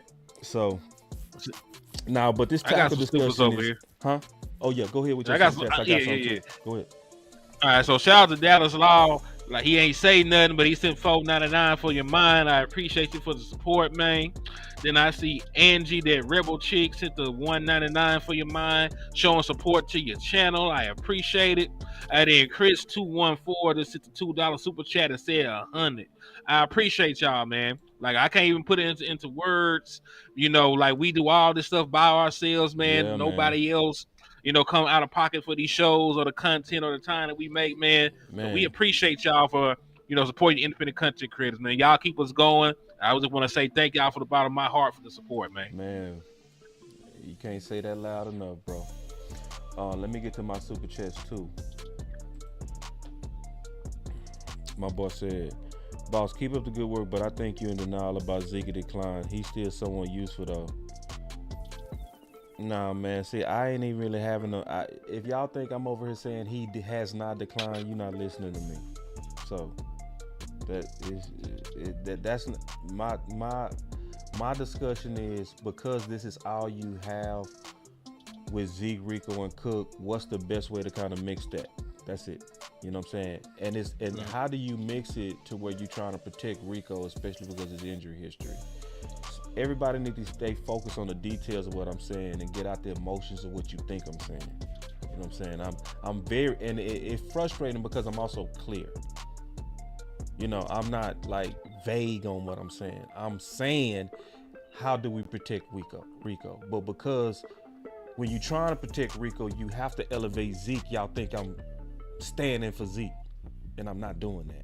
You know what I'm saying? It's just, you know, just please say what I'm saying and not what y'all think I'm saying, please. So my boy Chris 214 said, "Are you confident in Toba stacking games?" No. But I'm excited for what he doing. You got some on the hand? I hope he can stack games because I think he got the skill set to be able to do so. Yeah. And listen, if he's able to do that, I will shut up about wide receiver. Oh, I've been trying to get another wide receiver in here for about 2 years at this point. Not named Brandon Cooks. So if he go out here and listen, this is a slaw secondary. They got one guy that is on pace to give up 1,300 yards, and they got another guy that's on pace to have 30 penalties. So this is definitely a secondary that you can go after and attack. So if he can go out there, have a 100-yard game or have a game similar to what he had against the Pittsburgh Steelers, I might really just consider just letting Jalen Tolbert take over because that's what they want to do anyway. That's the most cost-efficient thing for the Dallas Cowboys. You're right. You ain't lying. So let me keep going, man. My boy Adam Galloway, what's up, my G? He said, appreciate all you guys for the hard work that y'all put in. Yeah, I appreciate you. And just for that $10 super chat, man, really. And then Ty, she sent a super chat early. She said, can we say Overshawn is stepping up as the leader for now on the defense when he plays? What facet of leadership we talking about? That's a good question. Are we just talking about leading by example with his level of play? You can make an argument. If you're talking about who is the signal caller leader, it's still Eric Kendricks right now because he's a veteran green dot guy getting everybody lined up. Yeah. Matter of fact, we don't even give Kendrick his flowers. That man, you right, is he at the top of the league in tackles. Right. Like the people, like the league leader has 54. Right. He got 52. Right. So we don't even give Eric Kendricks the proper respect for what he's been doing out there in the middle of our defense. And if he can't go because he ain't practiced none this week, it's gonna really hurt our chances of winning this game. We gonna fucking lose, bro. Like real talk, I don't know if we can overcome that. I don't know if we can overcome that, bro. You gotta have a solid green dot to beat these dudes. You do. You have to have a solid green. We go lose if he don't play. I ain't gonna just say we gonna lose, but it get way harder. It get way harder without an ear. It get harder. It might end up having to be a shootout at that point. Yeah, and then you're gonna have to ask your offense. Yeah, I ain't trusting that. You had to ask your offense to step up, man. Yeah. Now I ain't gonna say that I'm ready to anoint Overshawn as the leader because I'm gonna just be honest. I also see that he does miss tackles. Like, I think one of the dudes that's low key starting to step up but ain't getting a lot of buzz is Morris Leofile. Shit, like that boy, like Overshawn make the bigger splashes, but Morris, in my opinion, from me watching that run game, he actually looking like the most consistent. I ain't looked at no data on it, but my eyes is telling me that. Are you seeing something like that? I say that he's been playing some damn good football. Yeah. I don't know it like in comparison to what Overshawn is doing, because like you said, Overshawn is the one that pops when you he's the one that pop off the screen. Yeah. But you know, and listen, we'll see a lot more Leofile if Eric Kendricks don't go, because he'll be the green dot guy with Nick Vigil not playing either. Nick Vigil. Go ahead. He's also hurt. Yeah. He's also hurt and has not practiced this week. Yeah. So the two guys you had in mind to be green dots won't go, and you drafted Leofile with him having a middle linebacker background. Right. So you know it would have to be him or Buddy Johnson, and I think Leofile being the guy that actually played, you probably have to go with him. Right. So you got limited options. Okay, good. Listen, your boy Damone Clark already done been benched basically. Yeah, he didn't play a snap. They done offed him. He off with the head. Yeah, it is over with. Yeah, I think it's pretty much over with him. I'm not saying he didn't deserve it, but you know, I think he was the victim of just young guys playing better. It don't necessarily mean he was bad. It's just that you weren't good enough to overcome the tidal wave of Overshawn and Leofile. They're making too big splashes. Just what it is. So my boy LeBron James said I want an A+ on the test, and he talking about Detroit. So well, if you want to have an A+ on the test against Detroit, you got to do what you've been doing, man. You got to be as consistent as you've been with your run defense. This is a team that's going to test you. And the beautiful thing about the run game is there is no quarterback run component to it. Right. Like with weeks past. Daniel Jones could run the football. We seen what Lamar Jackson did. We know that Justin Fields could run the football. So that was an extra thing you had to worry about in your preparation and your assignments when you face this team. Jared Goff, even if he takes off, is not going anywhere. Right. So you can be a little bit more aggressive in your pursuit of the running backs. Especially if you're crashing in from one of the outer gaps. So if the Dallas Cowboys are able to slow down this offense, right, if you're able to stop them from running the football and get into their play action sets, I believe even without Micah Parsons and them, you can get pressure. We did blitz. We did still get 3 sacks on Justin Fields without having Micah Parsons or DeMarcus Lawrence there. It took the extra pressure. It took bringing 5 or 6 men, but you did it. Mm-hmm. If you can get them into obvious passing situations to put pressure on them, you should be able to find yourself in a situation to score some points. This is not a great defense by any stretch of the imagination. The area where they exceed at is the area where we suck at anyway. Like, they're a good run-stopping defense. Mike McCarthy, even when he ran the ball, we threw the ball 40 times, bro. We still threw the ball 42 times. Sure did. So the Dallas Cowboys are going to throw the damn ball. That's right. This is a team that gives up a lot of yardage in the pass game. They give up a lot of penalties in the pass game. You should be able to, if you are able to handle your business on the defense side of the ball, you should be able to score points, man. So that's what gives me a feeling that we can be successful in this game. Yeah. Good, yeah. Nothing's guaranteed, but there's a clear path to victory for this outing. Yeah.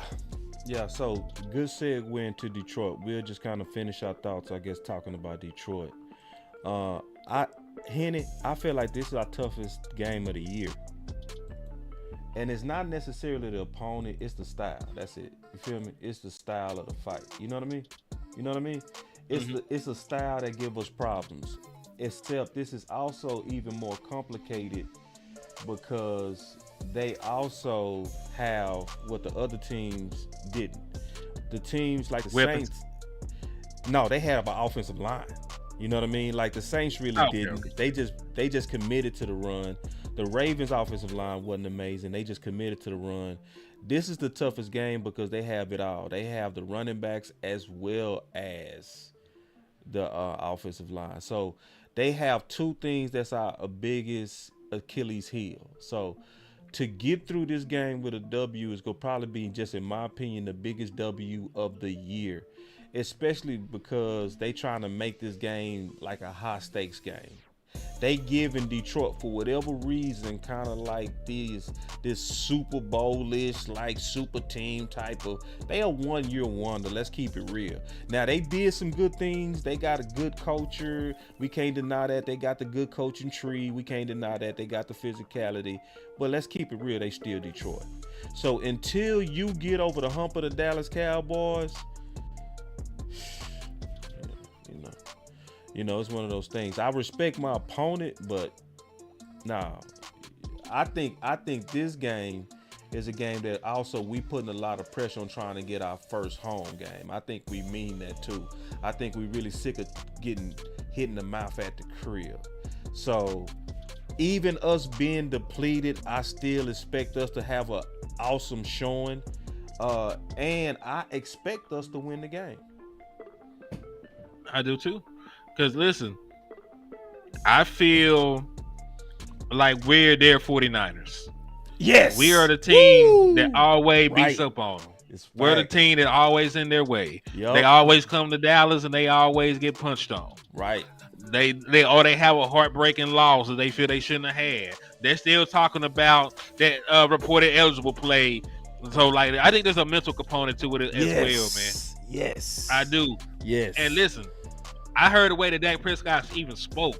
he said, cause they asked him about the game, and well, there's a trend that the past whatever many teams that beat Detroit lose their next game. He's like, well, we have a bye next week, so we're gonna win this game and worry about that later. Right. He didn't say we're gonna try to win the game. He said they're going to win the game and they'll worry about that later. Dak Prescott is the lion killer. Y'all read Greek mythology, and they sent Hercules to kill the Nemean lion. Well, guess what? Dak Prescott has slaughtered the lion and his cubs. He's the lion killer, man. They have not beaten Dak Prescott in 5 tries. When they had Matthew Stafford, the World Playoff team, he beat them at the crib. When they were rebuilding with Matthew Stafford, he beat them.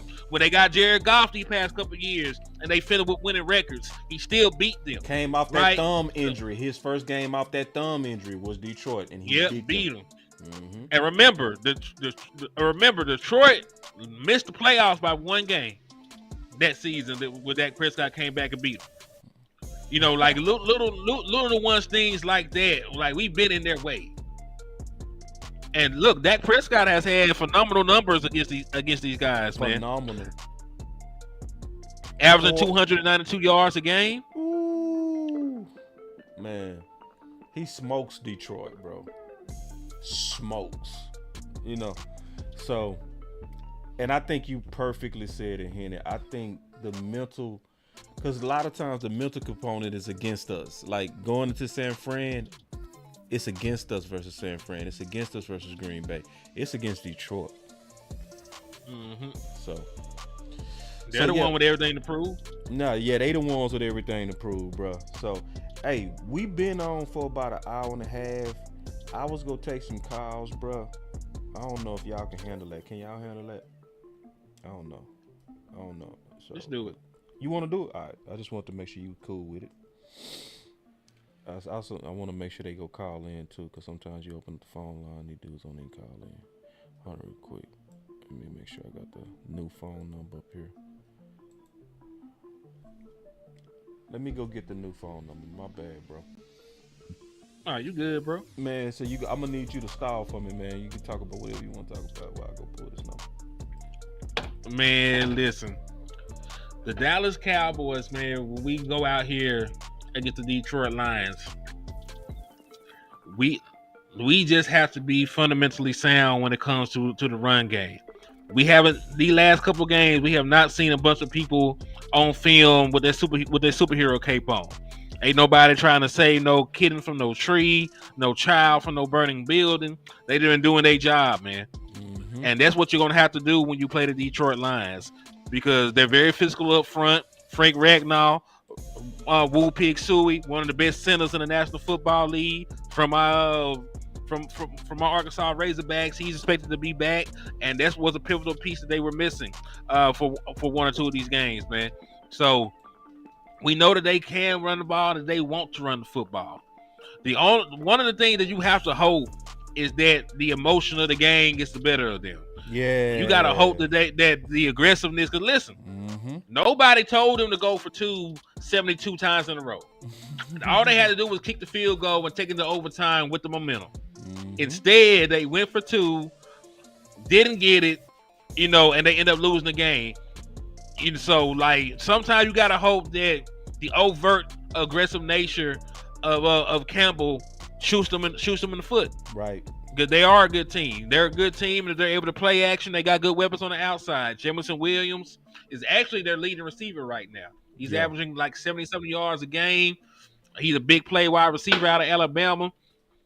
Really just now coming into his own because he's had a whole lot of injuries, had a suspension, but he's a great player when he's on the field. Even this last Detroit game, he had a big play against us. So they got weapons. We know about Amon-Ra St. Brown, Reynolds, all those other guys, Laporta. So you got to make them one-dimensional. Yeah. Because if you can actually get Jared Goff to just straight drop back passing game, 3rd and 8, 3rd and 9, you can get pressure on them.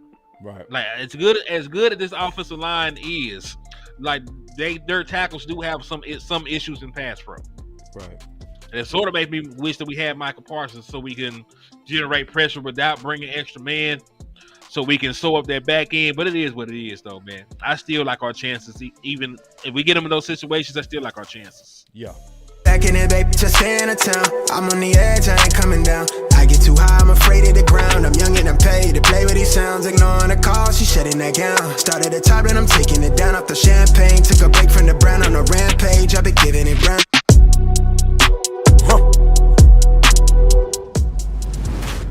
All right, we got the phone lines open, man. Y'all call on in, man. Let's talk some ball. You gotta snap some collars and let know you there to take them out anytime you feel like it. You gotta get the ground beneath your feet, partner. Get the wind behind your back and go out in the blaze if you got to. All right, so man, we got the y'all don't call in, man. We go give our final words, bro.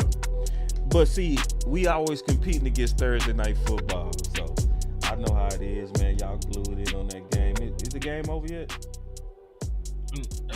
For all intents and purposes, it's over. But nah, it's still playing. Okay. So we like the 49ers gonna take this one. We got the calls up. We got the call line open, man. So if y'all want to get in, this would be a good show to call in because we have some real good debates on this show, and I'm pretty sure y'all gonna be able to kind of add to the thought. My boy Smoke One For You just came through. What's up with it, Smoke? Yo, what's up, boss? Chilling on it. Yeah, I'm not gonna be long, trust me, man. I just want to come out, play our game, so we can get on this road to the next game on that list. Right. I mean, man, they talking about it so bad, bro. It's getting like to be an old record. You know what I mean? Yeah, absolutely, Smoke. Yeah. I mean, I think everybody around the stage was the Cowboys, but I mean, bro, it's getting old, bro. I mean, we gotta throw these guys, just come out, play our game, do our job, and just come out, just do it, man. I mean, time is now. It's right. Time is now. It's enough is enough. You know what I'm saying? Yep. Yeah, the time is now. But anyway, Landlord, Henry, boss, hey, y'all have a good night, man. I'm about to go back to sleep. Man, get you some sleep, bro. You know I get it, bro. Yeah. I'm still recovering from that Sunday night game, bro. God, for real talk. They need not ever do that again. Boy, that hugged me, bro. I'm still recovering, bro. I ain't been back since. I ain't even lying too, bro. That probably what messed our immune systems up, bro. For real talk, bro. I'm over here still fighting it. 979, you live. Hey, what's up, man? I just want to call in and say I'm very impressed by how Dak Prescott played against the Steelers, despite those 2 interceptions. Yeah. But I think there's a lot of improvement to be done throughout the season. Yeah. I want to see Micah at linebacker, man. I don't know how y'all feel about that, but that's just me. I want to see Micah at linebacker, like Von Miller. He can line up against on the defensive line every snap or so. You know what I'm saying? Yeah. But I want to see him at linebacker. Yeah. And let the line hunt. You know what I'm saying? Yeah. Nah, that's a good thought, man. We go get some commentary on that, man, because I keep hearing that a lot. So I'm gonna give y'all my thoughts on that, and then Henny give his thoughts on that, man. Okay. But I want to say I was very impressed by Dak Prescott, man. He won us the game. Nah, no doubt. Like even Dak's biggest haters are starting to acknowledge that, which is, saying, and that's doesn't happen, bro. You know what I mean?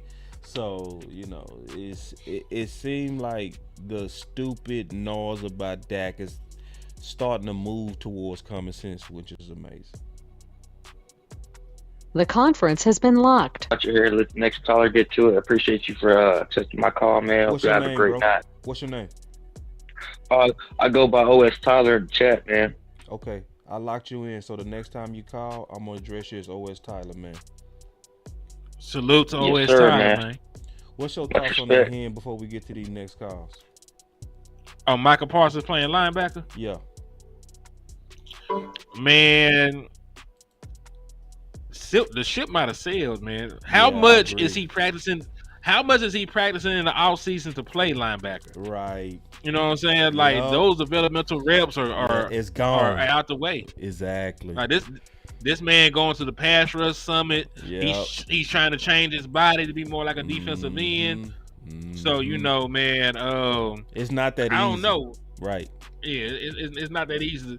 So now listen, if it come out, if I talk to TP, like he been training, he been split training, he's ready. He been practicing linebacker. I like, all right, shit, try it out. I ain't tripping. But if he just been solely working on being a pass rushing specialist, just let him be great at what he already great at. Yeah. And let me add to that too, the fact that we so super depleted at defensive end, it forces it. So when I did a show about protecting the queen, you can't have Micah versatile and moving around like that unless you have all the positions fully stocked. So if you lean in linebacker, then yes. If you lean in defensive end, if you lean in linebacker, then no, you can't do it. If you lean in defensive end, you can't do it because you got to have him. He can go play that when you have enough at every position where you can move him around. And honestly, we just too depleted to do it. I get what people saying, want to see him at linebacker, but then what you go have at the edge? You go be compromised. So I think that Sip and Shell, based on what Henny said, he didn't really get the training camp and all the stuff you need to really be kind of cerebrally ready for linebacker. So hold on real quick. 3110, you live. What's going on with you, boss? What's up with it, big dog? Who's this? This the OG. I'm the one. My name's Darren, but I'm the one that be all up in West Coast Cowboys profile. Okay, Darren, I got you locked now. I know Henny. Yeah. What up with it? What up, Big Hen? What up, Landlord? What's up with it, big dog? What's up? Hey, man. I don't know. I mean, everybody talks about, what's going on with the running backs. You know what I'm saying? I'm a defensive player, but at the same time, I love my running backs. Everybody talks about stuff like that, right? Question is Rico Dottle a good pass protector? Can he protect that like Zeke does? Because it's more than just running the ball. You know what I'm saying? It's more than just running the ball and catching the ball. Can he protect that when that needs to be protected back there? Yeah. Can he pass block? Can he block? Can he make sure that don't get touched by whoever's coming to him? Zeke's proven that he can do that. Yeah. You know what I'm saying? Cook is a running back who's proven he can do that too. Right. Let Rico rest. You know what I'm saying? Limit his play time. Well, Zeke and Cook, they can handle the business. Right. They can handle that. You know what I'm saying? They can give you the yards that you want. Both of them can give you the yards that you want. You know what I'm saying? Other than that, you're playing like how Kellen Moore was running the offense. Yeah. Get a ball to Zeke, get a ball to Reek, get a ball to Zeke, get a ball to TP, get a ball to Zeke, get a ball. I mean, come on, man. You either gonna have one starting running back that's gonna be able to pay the load, and Rico's not a power back. Yeah. And you need a power back. You know what I'm saying? Especially in this like in his last game where they were on the 1 yard line and he fumbles the ball. Yeah. Thank you, Dak Prescott, for having your eyes wide open on the play so you could give us the ball back. Right. You know what I'm saying? I haven't seen Zeke fumble like that. I haven't seen Cook fumble like that. Yeah. And you need a power back in positions, you know what I'm saying, in positions like that. And Rico's not a power back. I love my Cowboys, but I'm very crucial when it comes to my running backs. Yeah. And it's a hard debate. It ain't nothing easy about the debate, man. And I really appreciate your input on it, big dog. I really appreciate it. No problem, man, and thank you for accepting my call. Yeah, man, we got you locked in now, too. So next time you call in, Darren, I'm going to address you as that, man. Your voice matter, big dog. All right, no problem, man. Cowboy up. Cowboy up. I like that. I'm going to start ending my calls like that. The boy said cowboy up. That's dope. Tyreek, did you have something on that? I don't want to just move on without you giving your thoughts on that. You got something on that here? No, we got. It's a multifaceted conversation about running back, man. It is. So I'm not here campaigning for nobody in particular, because in the perfect world, none of these motherfuckers would be on my team. But right? You funny, bro.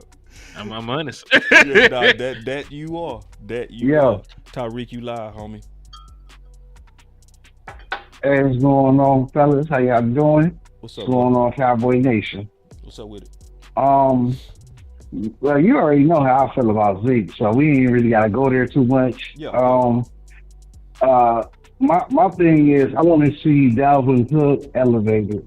We need to see if he has something, because if he doesn't have anything left in the tank, we need to go find somebody else that can do something, because our team sometimes just doesn't.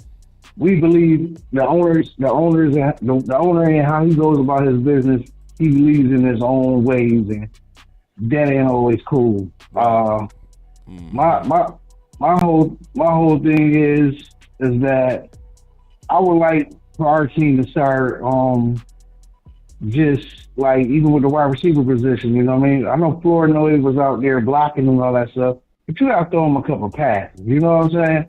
I need to see the young man see what he can do.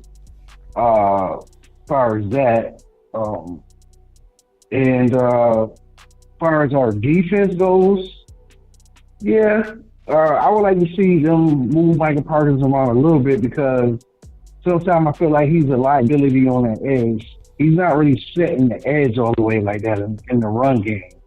He gets tired on that wing sometimes, and he gets pushed out of the way, and they kind of lock him out.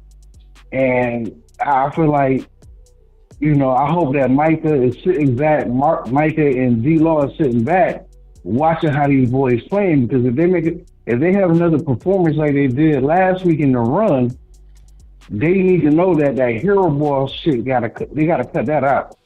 You know what I'm saying? Just play as a team more than trying to do your own things and create your own sacks and all that shit. Because you gotta stop your run first before you go do anything. Last week against the Steelers, I was really proud of how our team plays in a real difficult situation like that on both sides of the ball. People stepped up big and they did their thing, you know what I mean? Because that was a hostile situation. A lot of people was looking for us to lose that game, but we went in there with the winner's mentality, even though our quarterback turned over the ball a couple times, but we still was rolling. And I can respect that. I like wins like that. That's like wins I love. I don't want to see them all the time, but if we got to win and grind it out type of game, let's grind it out. You know what I mean? I really want to see. I'm starting to see this team's toughness, but I don't want to blow their heads up too much, because we already know how the Cowboys is. The team is sometimes like when you start congratulating when you do too damn much, they start smelling themselves, and then somebody come in here and do some Green Bay or some New Orleans Saints stuff to it. You know what I mean? I really believe the game. I really believe the game that they showed some grit at the end of the game, even though we lost that game. It had to be the Raven game. Yeah, they came out and started hitting. Yep. They started hitting, and they had to stop hitting quit. Right. Just that game. That's true. You know what I'm saying? That's true. Yep. You know what I'm saying? And that's football. You know what I mean? And I just hope that our stars, when they recover and come on back, that we can put them right back in, and they understand. Now they understand, because now they got a chance to sit back and watch how you might have to set an edge, or watch and be patient to do certain things, because some of these guys stepped up real big in that hostile game, and we got to do that going forward, because we got a real rough schedule. You know what I mean? And there's some things that got to be figured out. So I'm not going to say just take our left tackle out, the young boy out just yet. Guyton, let's not just give up on him too fast, because he got to go through his lump, and we already knew we was going to have this. We already knew we was going to have this issue anyway, because we going against some of the top teams with top defenses in the league. Yeah. So we know that. You know what I mean? But like you said, boss, and like Henny and Landlord and West Coast and all you guys, yo man, we gotta run the ball. No matter what, run the ball because that's the only way you're going to help your rookies, man. That's the only way they're going to get their confidence. That's right. You know what I mean? And then at the same time, on the other side of the ball, you got to let these other dudes do their thing. Now, the only problem I have, and I'm about to get on this phone, only problem I have is our two safeties. They look kind of iffy back there. Both of them, Hooker and Donovan Wilson. You know what I mean? They look kind of iffy in coverage a little bit back there, bro. So it's like I seen last week in that Pittsburgh game. I don't know if y'all caught that when Thomas got in for a couple snaps. They kind of slid him in there. I need to see a little bit more of that. I need to see Wanye on that field a little bit more than what I'm seeing them. You know what I mean? Because the Detroit game is going to show us how good our safeties is back there. And when they play in center field, because Goff will throw it out there if he got a chance, because they got the receivers for it. Right. But I think we got a good chance to win. You know what I mean? So it is what it is. We need a big home win anyway, just to bring the spirits up. Because we've been winning on the road. Now it's time for that home win. We need the home one. Okay, all right. Good call, Tyreek. Appreciate it, OG. All right. All right, man. That was the OG Tyreek, man. So y'all already know. Man. We finna go on. Let me see, man. Where we at, man? Where we at? We right here. So I'm finna get my final words.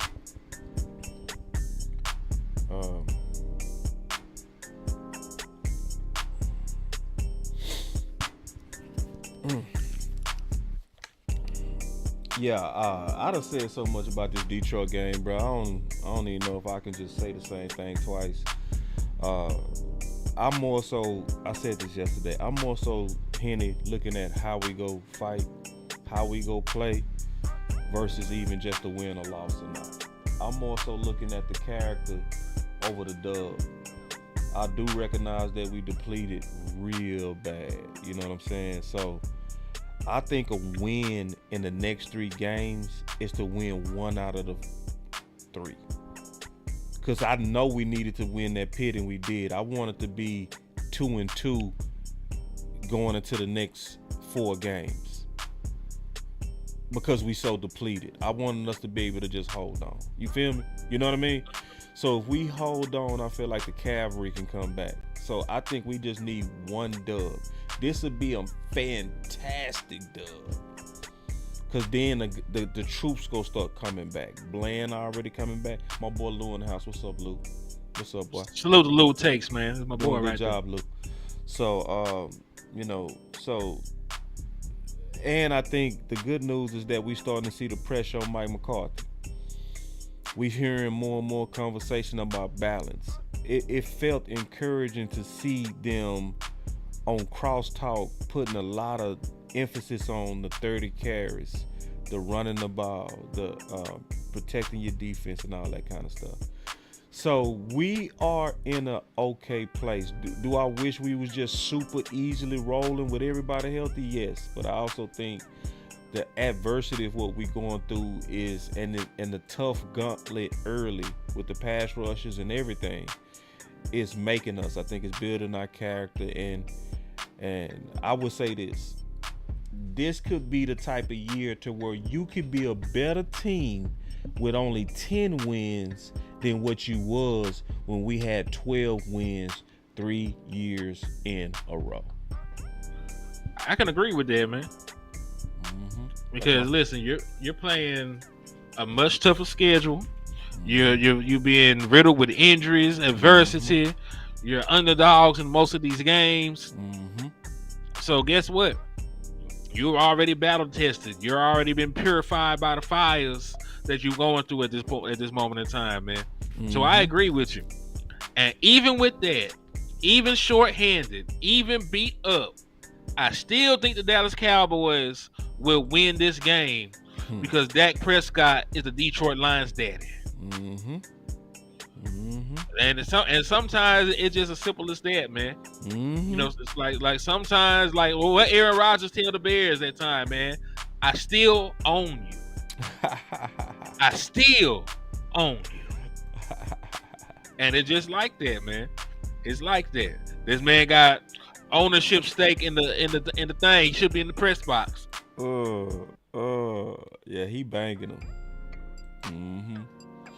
Oh, so that's your final word, big dog? This is my final word. Ain't nothing else to talk about. We out. We out.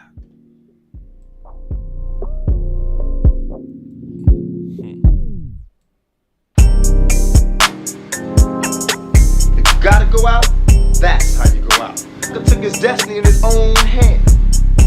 You gotta snatch some collars and let know you there to take them out anytime you feel like it.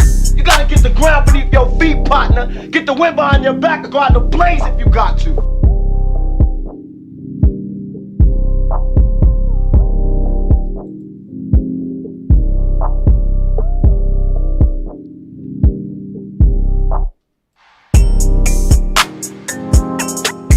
You gotta snatch some collars and let know you there to take them out anytime you feel like it. You gotta get the ground beneath your feet, partner. Get the wind behind your back and go out in the blaze if you got to.